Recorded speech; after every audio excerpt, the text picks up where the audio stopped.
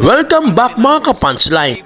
Today, titingnan natin ang potential banggaan ng dalawang magkaibang mundo, ang pressure machine na si Daob Alaib at laban sa templadong counter-puncher ng Peñalosa bloodline, Dave Peñalosa. Let's go!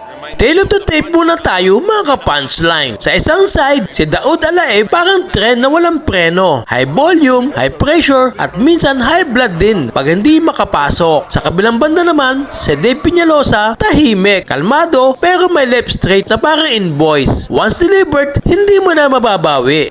Tingnan natin ang clash of styles. So what happens pag nagmanggaan ng pressure at precision? Simple. Alaib will try to close the gap, cut the ring, and turn this into a close range brawl. Gusto niya maramdaman mo ang presence niya, parang ex mong hindi makaget over.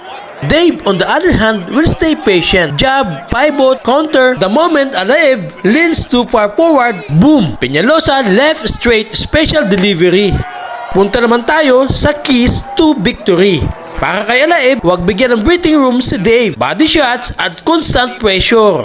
Para kay Dave, keep the distance, keep the timing, at huwag hayaang maging gera. Stay classy, stay deadly. Pumunta naman tayo sa prediction.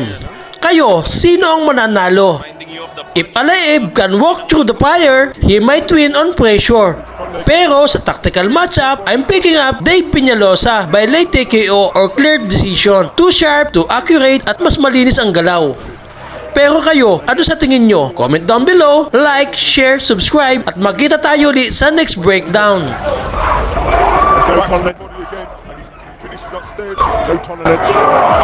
Kung hindi pa kayo nakasubscribe sa munting channel ko, mag-like, nag-subscribe, at pindutin ang notification bell para maging updated kayo sa bagong video upload ko. God bless.